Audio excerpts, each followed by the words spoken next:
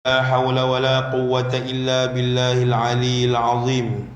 اللهم صل على بدر التمام ومصباح الظلام ومفتاح دار السلام وشمس دين الإسلام محمد صلى الله عليه الصلاة والسلام. اللهم افتح علينا حكمتك وانشر علينا من خزائن رحمتك يا أرحم الراحمين.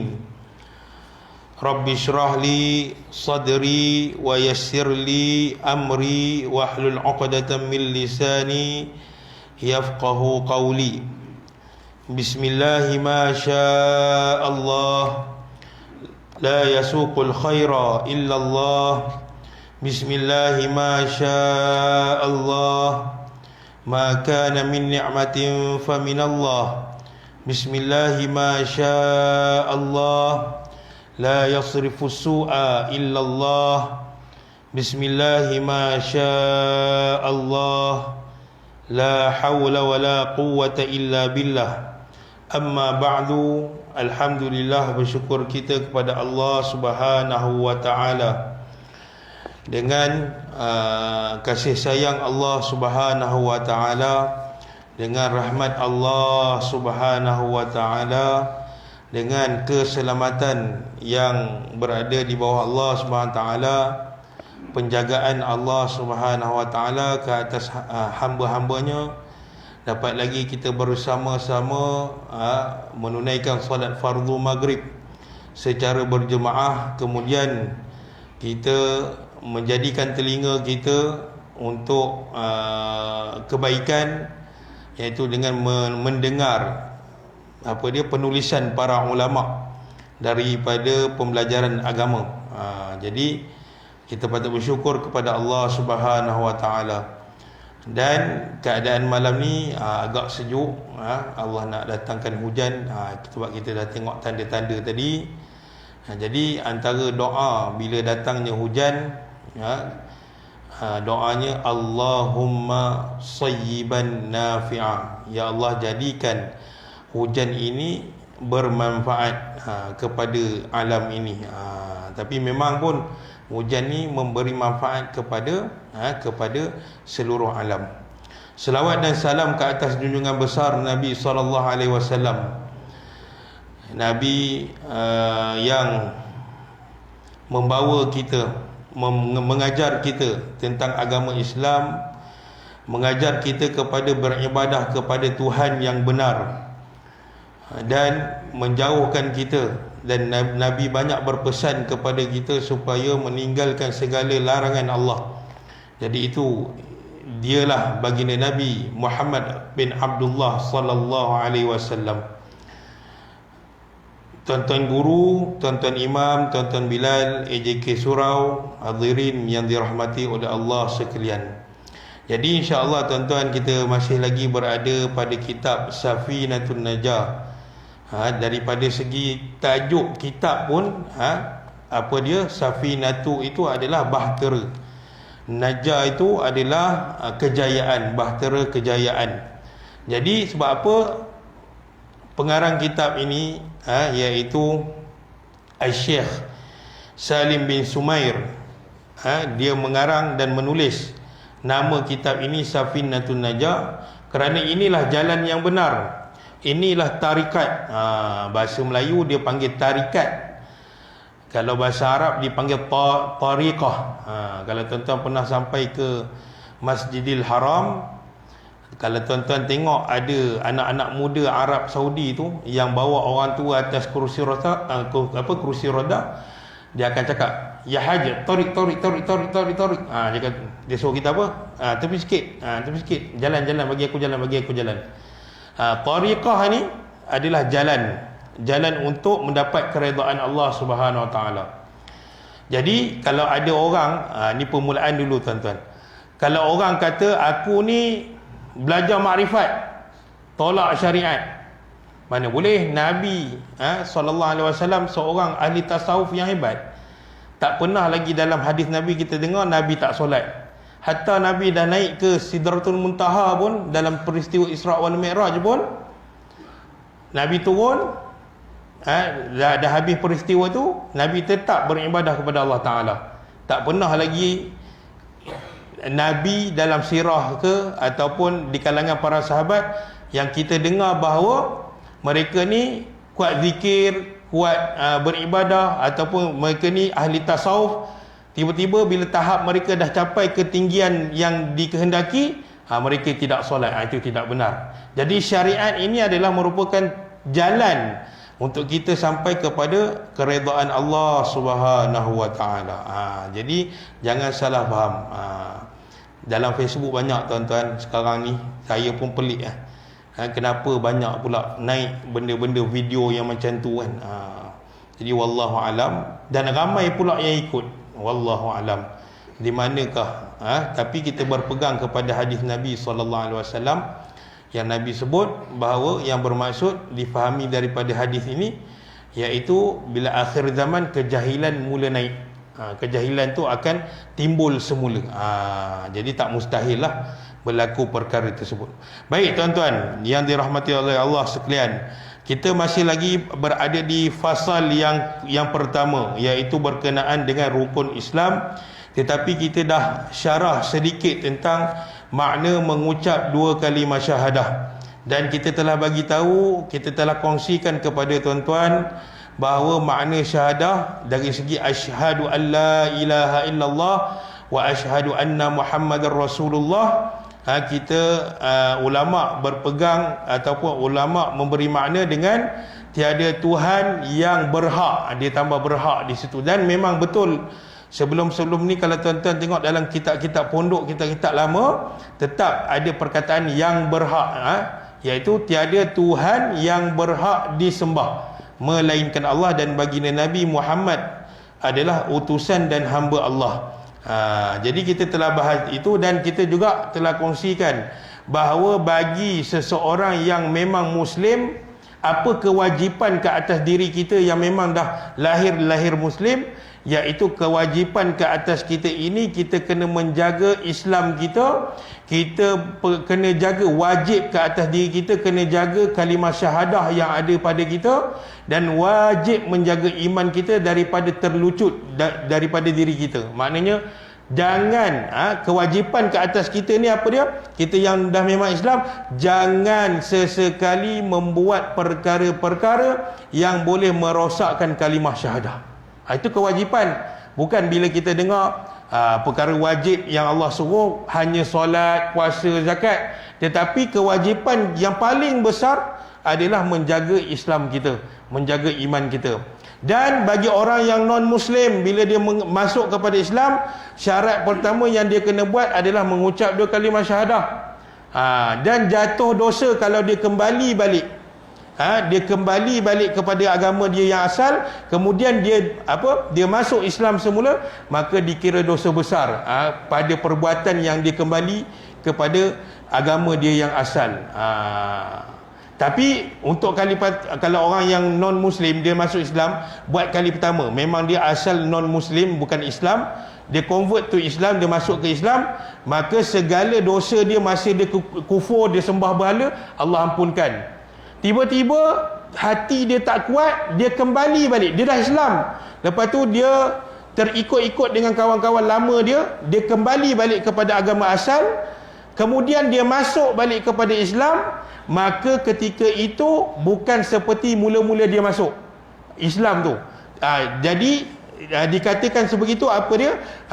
Allah akan kira dosa dia setelah dia Islam, dia kembali balik kepada kafir dan dia kembali kepada Islam balik. Maknanya dosa dia kembali balik kepada agama asal dikira sebagai dosa besar. Tetapi dia sempat bertaubat, itu terpulang kepada rahmat Allah Subhanahu Wa Taala. Itu makna syahadah. Jadi dua perkara yang kita kena faham, bagi kita yang memang Islam, wajib ke atas kita menjaga iman kita. Kerana Allah kata orang yang syirik, orang yang murtad, orang yang memilih agama selain daripada agama Allah, maka amalan soleh dia, amalan kebaikan dia, amalan perbuatan pekerjaan baik dia tidak akan dikira oleh Allah Ta'ala, bahkan dia akan kekal ke dalam neraka Allah, dan dia duduk bersama dengan orang kafir di dasar dasar neraka Allah yang penuh dengan azab. Tuan-tuan, kata guru kami, orang yang murtad, orang yang kafir, orang yang syirik kepada Allah Ta'ala, yang tak bertaubat kepada Allah Subhanahu Wa Ta'ala, bila mereka masuk dalam kubur, mereka akan lihat api neraka sehari 2 kali. Kata para ulama, dengan mereka melihat neraka sehari 2 kali itu cukup bagi mereka azab. Subhanallahal-azim. Jadi insya-Allah kita doa kepada Allah Ta'ala supaya Allah jaga kita punya iman dan Islam.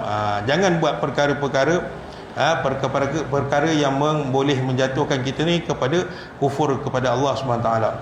Baik, yang kedua, qala al-muallif rahimallahu taala wa iqamus salati, iaitu mendirikan solat. Ini juga merupakan kewajipan.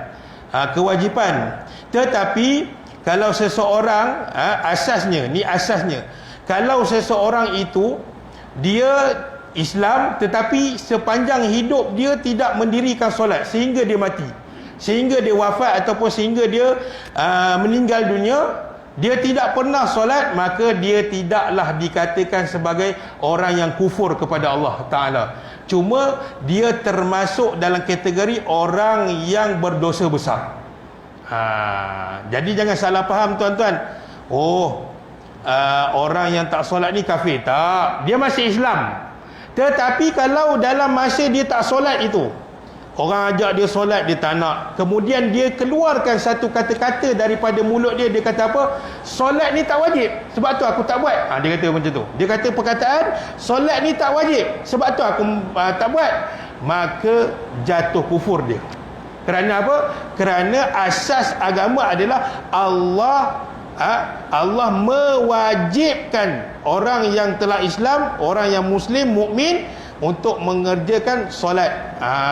Tetapi dia melanggar, mendustakan kata-kata Allah ni, firman Allah, dengan Allah kata wajib solat, tetapi dia dustakan firman Allah dengan mengatakan bahawa solat itu tidak wajib. Maka dia yakin pula apa yang dia kata, maka kufur dia.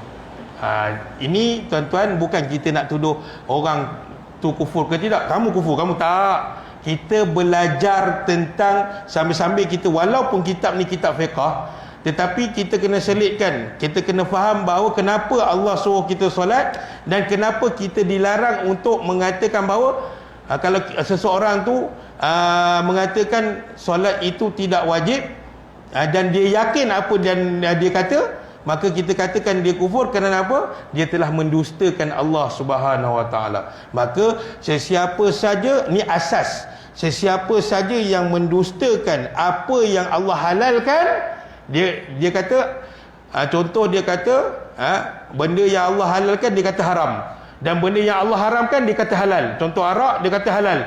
Maka secara tak langsung dia telah kufur kepada Allah Subhanahu Wa Taala dengan kata-kata ni. Jadi kita kena jaga tuan-tuan. Jadi solat ini adalah perkara yang wajib bagi seluruh manusia. Bagi kawan-kawan kita yang non-Muslim, mereka telah melanggar perintah Allah Ta'ala. Dan apa makna solat? Dari segi bahasa, makna solat itu doa. Doa bahasa.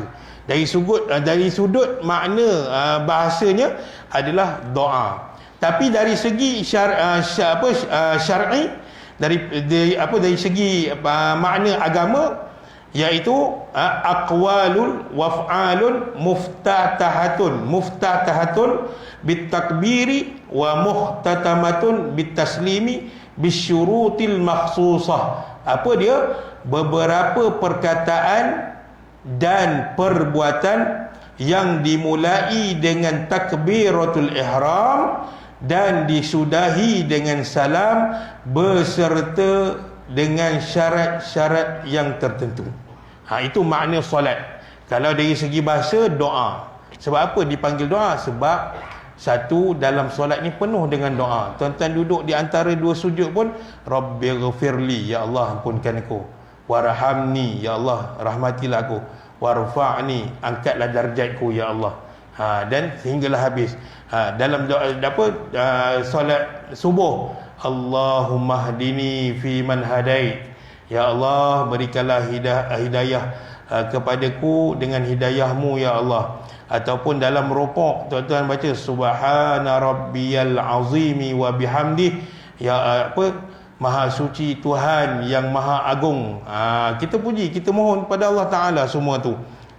Jadi dipanggilkan doa, dan solat ini juga permohonan kita kepada Allah Subhanahu wa taala. Kan Allah sebut dalam surah Al-Fatihah, iyyaka na'bud wa iyyaka nasta'in. Allah tak sebut iyyaka nasta'inu wa iyyaka na'bud. Allah tak sebut. Sebab apa Allah sebut iyyaka na'budu dulu, barulah Allah sebut iyyaka nasta'in wa iyyaka nasta'in? Sebab macam kita lah, tuan-tuan bekerja di pejabat, tuan-tuan nak dapat anugerah perkhidmatan cemerlang, adakah bos akan tengok orang yang malas bekerja? Ini nisbah kita dengan makhluk. Pastinya bos kita akan tengok sesiapa saja yang rajin, siapa saja ada peningkatan dalam pekerjaan dia, dalam kerja yang diberi, maka dia akan dipilih sebagai orang yang layak dapat anugerah perkhidmatan cemerlang. Tetapi begitu juga keadaannya. Allah sebut iyyaka na'budu, hanya engkau saja ya Allah tempat kami meminta tolong, tempat kami beribadah. Wa iyyaka nasta'in, hanya engkau saja tempat yang kami meminta pertolongan. Maknanya kamu buat dulu ibadah, baru dapat ganjaran daripada aku. Kalau tak buat amal soleh, maka bagaimana aku nak bagi? Sebab itu ganjaran orang yang beramal soleh dan beriman kepada Allah Ta'ala, benda dua ini tidak boleh dipisahkan. Sebab itu dalam rukun Islam yang pertama dia sebut makna syahadah, iaitu beriman dulu, kemudian barulah beramal soleh. Ini berdasarkan kepada dalil Al-Quran, innallazina amanu wa amilus salihat, wahai orang yang beriman dan beramal soleh. Allah kata apa? Kamu akan dimasukkan ke dalam syurga, yang mana lantai syurga tu, bawah lantai syurga tu akan mengalir beberapa sungai. Subhanallahil azim, dalam surah Al-Bayyinah. Jadi kena solat itu. Dan bukan sekadar kita solat saja, bertaklid. Tahu tak taklid apa tuan-tuan? Taklid ni ikut je, ataupun apa yang mak kita sebut itu je. Kadang-kadang saya pernah jumpa tuan-tuan yang seorang pakcik yang dah berumur, tak solat, umur 70 tahun. Dia kata apa? Pakcik macam mana nak solat? Khusyuk tak datang lagi. Subhanallahil azim. Khusyuk bukan tunggu dia datang, khusyuk perlu dicari. Jadi begitu juga hidayah Allah Ta'ala. Itu semua atas kehendak Allah, kita yakin. Tetapi kalau kita tidak cari, contoh kita hari ini nak berniaga, tapi dulu-dulu kita tak pernah pun nak masuk kelas matematik yang cikgu kita ajar. Bila orang dah beli, kita pun tergaru-garu kepala. Sebab apa? Tak tahu nak kira dengan cepat berapa baki yang kita nak bagi kepada orang tu balik. Tapi kalau kita belajar, kejap je kita bagi baki tu kan. Begitulah juga dalam ilmu agama. Kita belajar agama, kita buat perbuatan yang dianjurkan ataupun diwajibkan oleh Allah Subhanahu Wa Taala, kita tak boleh taklid, tak boleh ikut saja. Perlu ada apa? Bila kita ke solat, perlu kita faham tentang rukun dia. Itu kewajipan, itu yang dimasukkan dalam rukun Islam, iaitu mengerjakan solat. Maknanya bukan solat saja, kena faham tentang rukun solat, kena faham syarat-syarat sah solat, kena faham apa perkara-perkara yang membatalkan solat. Jadi kisah yang pakcik ni dia kata macam tu. Dia kata macam tu. Subhanallahil azim. Tapi alhamdulillah Allah berikan hidayah dia hari ni. Dia masuk geng-geng sahabat-sahabat kita daripada tabligh. Moga-moga dia istiqamah. Kita tak tahu kematian kita ni macam mana. Awal hidupnya kita nampak macam memang orang paling jahat lah dalam kampung, tapi kita tak tahu penutup hidup dia macam mana kan. Tapi kita jangan benci dia, kita bawa dia kembali kepada Allah Ta'ala. Jadi bila disebut wa iqamus salah, mendiri solat, kita bukan semata-mata menunaikan solat dengan cara buta tuli macam tu saja. Kena faham rukun dia, kena faham tentang perkara-perkara yang membatalkan solat, kena faham syarat-syarat yang menyebabkan sah solat kita. Dalam mazhab Syafi'i, rukun dengan sah perkara wajib sama. Perkara wajib yang dilakukan dalam setengah mazhab, dalam mazhab Hanafi, dia kata perkara yang wajib lain, perkara yang rukun solat lain. Wallahu alam. Tapi kita tak nak bahas tentang mazhab yang lain. Okey.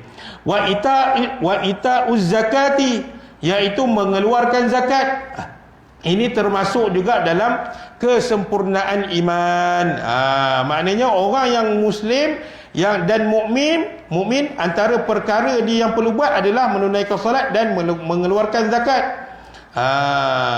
Jadi sebagai kita yang mukmin ni, kita kena faham apa zakat-zakat yang telah diwajibkan oleh Allah Ta'ala untuk kita keluarkan. Bagaimana ukuran ataupun nilai kalau kita ni seorang ahli perniagaan, bagaimana nilai kewangan ataupun zakat perniagaan yang perlu dikeluarkan. Kita seorang penternak haiwan, bagaimana kita nak keluarkan zakat, zakat itu dengan keadaan itu. Bagaimana zakat yang pada bulan Ramadan, kita kena tahu semua tu.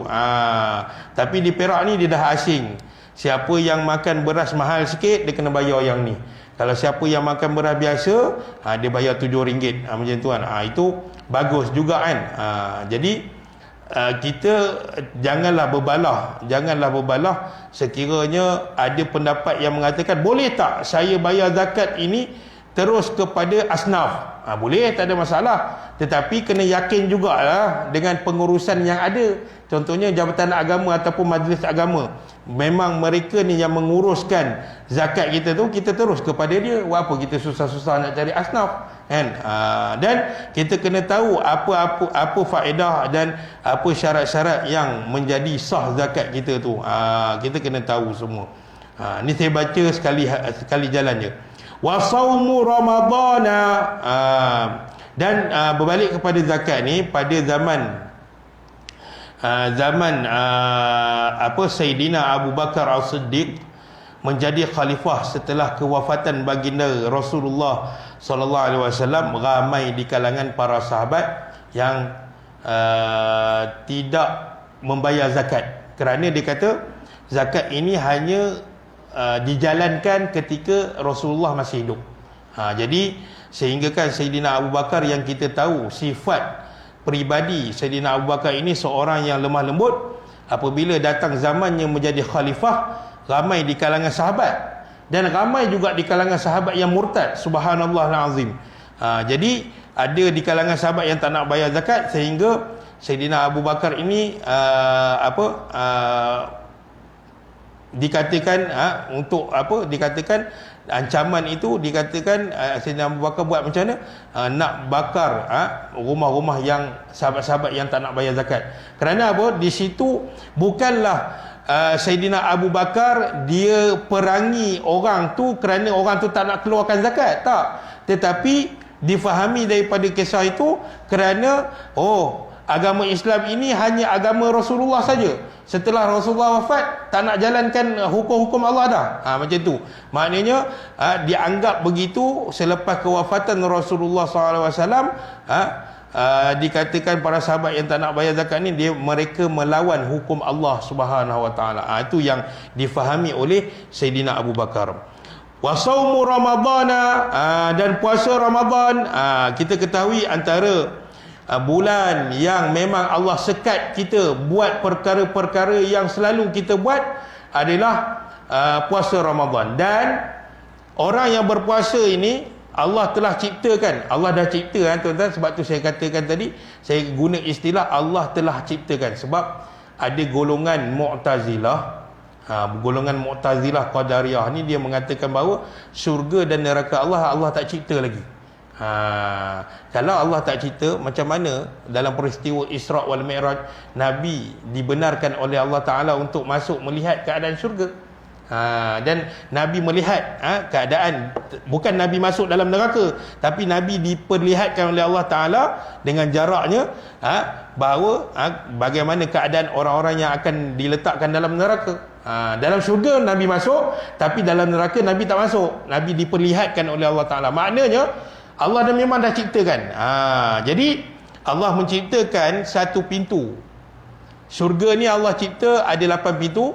Jadi salah satu pintu tu khusus untuk orang berpuasa.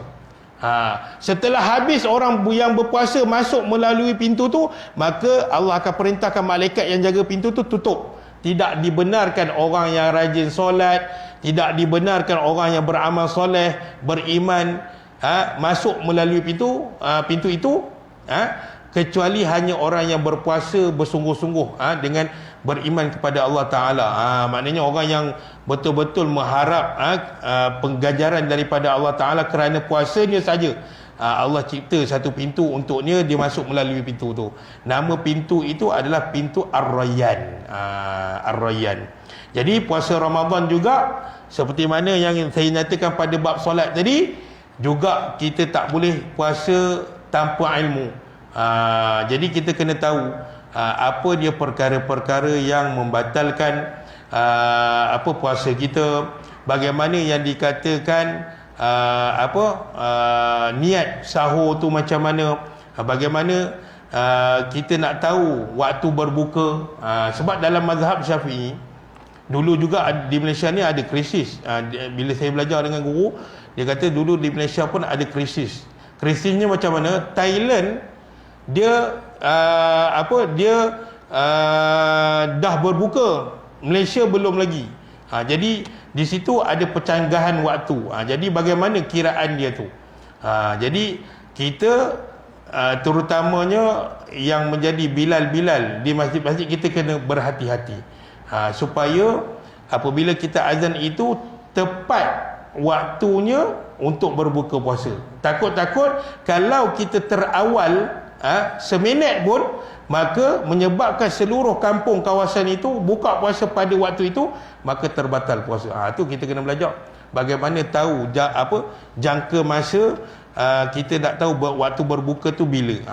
Kita kena tahu, bukan kita asal dengar azan berbuka. Saya bila sampai ke negara Arab ni, dia tak ada AJK surau masjid, tak ada. Dia tengok budak Melayu yang mana sedap baca Quran, dia tolak jadi imam. Yang mana sedap baca melontarkan azan, dia tolak jadi jadi muazzin. Kecuali solat Jumaat, memang dia orang lah ada imam daripada jabatan agama dia orang lah sendiri. Jadi kami sampai di sana waktu Ramadan. Jadi waktu Ramadan, pada sahur yang hari yang pertama kami sampai tu, pada sahur hari pertama, saya makan. Kami mula sampai tu duduk tumpang di rumah senior lah. Makan, dengar azan, kami pun berhentilah budak baru, sebab kita belajar bila dengar azan, apa saja yang tengah kemam dalam mulut, dalam mazhab Syafi'i kita kena luahkan. Jangan pergi bantai telan, batal puasa kita. Dan orang yang terbatal puasanya tak boleh sewenang-wenang makan. Dia kena ikut bersama dengan orang puasa. Bila orang berpuasa buka, baru dia boleh buka. Dia bukan maknanya bila dia dah terbatal dia boleh sewenang-wenang pergi McD, KFC beli makan, tak boleh. Jadi sampai di sana kami dengar azan, berhentilah ke makan. Lalu tengok sini tengah makan lagi. Dia kata apa? Ini baru azan yang pertama. Masjid sana tak azan lagi. Subhanallahal azim. Kalau subhanallahal azim.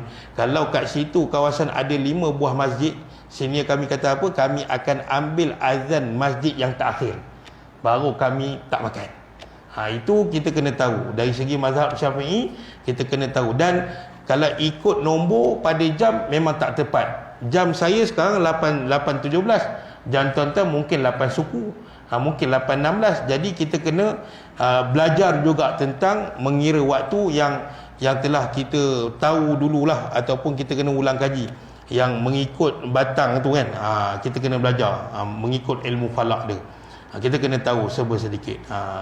Baik, itu tentang puasa Ramadan. Dan puasa Ramadan ni juga kita kena tahu ini ganjaran Allah kepada orang yang beriman.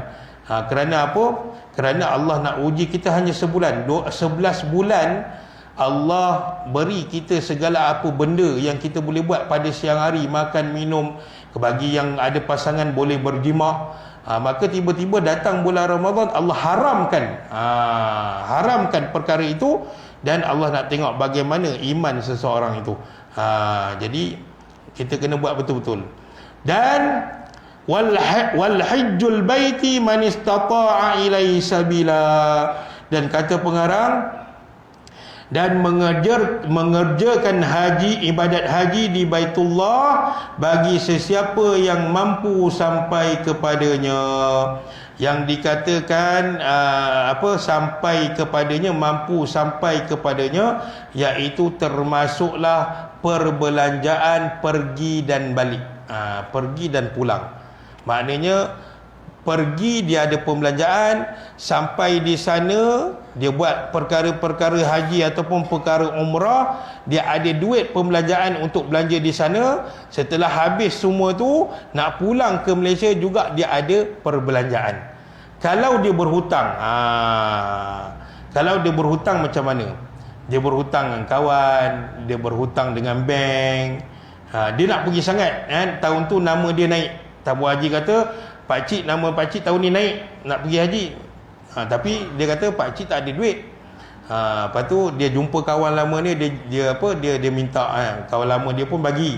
Sebab kawan rapat, jadi bagi. Bagaimana keadaan pakcik ni? Sekiranya pakcik ni, insan ini dia pergi ke haji, kemudian dia pulang, masih ada duit untuk dia bayar semula, kepada kawan dia yang dia pinjamkan itu, maka barulah dia dikata dibolehkan untuk pergi menunaikan haji. Kalau dia balik dan memang kawan dia tahu kamu ni balik sekarang mampu ke bayar duit aku, katanya kan, maka lebih baik dia tak pergilah. Kerana syarat kat sini dikatakan bagi sesiapa yang mampu untuk pergi kepadanya. Maknanya tak menyusahkan orang. Sama juga dengan bank. Maknanya bila dia balik daripada haji, dia masih ada duit bulan-bulan untuk dia bayar kepada bank tersebut. Di situ kita kena faham. Dan juga mengerjakan haji ini bukan sekadar kita pergi ikut orang lilit kain putih kat badan, kita pun lilit. Dia perlukan kepada ilmu pengetahuan semua itu, supaya kita tahu apa perkara yang dilarang ketika pakai ihram, bagaimana nak niat dia, kalau kita nak bertawaf daripada mana kita mulanya, kita kena tahu. Bukan boleh masuk-masuk dia kat situ dekat rukun Hajar Aswad tu, dia ada satu garisan. Kalau tuan-tuan masuk ke depan garisan ni, yang dikira sebagai satu kali pusingan pertama, tuan-tuan mula sebelum garisan tu. Tapi kalau tuan-tuan masuk terus melepasi garisan tu, tak dikira satu lagi. Kita kena tahu dan bagaimana nak pusing dia, boleh ke masuk dalam bahagian makam Ibrahim semua tu, kita kena tahu. Bagaimana nak lontar, berapa butir biji batu, semua kita kena belajar tentang itu. Dan semua itu perlu kepada ilmu pengetahuan. Jadi kita ulang balik, kita nak katakan bahawa barang sesiapa yang tidak melakukan 4 perkara daripada rukun Islam, iaitu solat, zakat, Ramadan dan haji, selagi mana dia tidak melawan perintah Allah Ta'ala dengan sekadar dia malas, bukan dia melawan tetapi aku malaslah solat, dia kata macam tu, maka dia tidak dikatakan lagi sebagai orang yang kufur. Tetapi kalau dia kata solat tak wajib, puasa aku malas puasa sebab tak wajib pun, ikut sekati akulah, lepas tu dia lawan, zakat ni buat apa, habis duit aku je bayar, dia melawan, dia mendustakan firman Allah Ta'ala, barulah seseorang itu jatuh kufur kepada Allah Ta'ala. Tapi kalau yang pertama daripada rukun Islam, dia mendustakan dua kalimah syahadah dengan cara macam mana? Dia sembah benda lain, ataupun dia isytihar diri dia murtad, maka habis segala amalan kebaikan dia, dan dia jatuh kepada kufur kepada Allah Subhanahu wa taala. Dan sebenarnya pada kalimah syahadah ni, syahadatu alla ilaha illallah wa anna muhammadur rasulullah, ini terkandung di dalam dia keenam rukun iman. Maknanya itulah dasar yang perlu kuat sebelum seseorang itu faham kepada amalan-amalan fizikal seperti solat, seperti puasa, zakat dan haji. Kerana apa? Kata Imam Ghazali yang akhir sekali, tuan-tuan, kata Imam Ghazali rahimahullah ta'ala, la tasihul ibadah illa ba'dal ma'rifatul ma'bud. Tidak sah ibadah seseorang itu kecuali setelah dia kenal Allah Subhanahu wa ta'ala. Kalau dia solat tapi dia tak tahu sembah siapa, tidak diterima amalannya. Jadi itu saja yang dapat saya kongsikan. InsyaAllah pada sesi yang akan datang kita akan masuk rukun iman. Ini mungkin lagi panjang sikit lah perbahasannya supaya kita faham. InsyaAllah. Barakallahu fikum jami'an. Jadi mohon maaf kalau terkasar bahasa, mohon maaf mengambil masa yang lama. Jadi kita akhiri dengan bacaan doa. A'udzubillahi minasyaitanirrajim. Bismillahirrahmanirrahim. Alhamdulillahi rabbil alamin. Wassalatu wassalamu ala rasulil amin sayyidina Muhammad wa ala alihi wa sahbihi ajma'in. Rabbana la tuzigh qulubana ba'da idh hadaitana wa hab lana min ladunka rahmah innaka antal wahhab. Rabbana hab lana min azwajina wa dhurriyyatina qurrata a'yun waj'alna lil muttaqina imama. Rabbana atina fid dunya hasanah wa fil akhirati hasanah wa qina adzaban nar. Sallallahu ala sayyidina Muhammad wa ala alihi wa sahbihi wasallam. Walhamdulillahi rabbil alamin. Saya akhiri dengan assalamualaikum warahmatullahi wabarakatuh.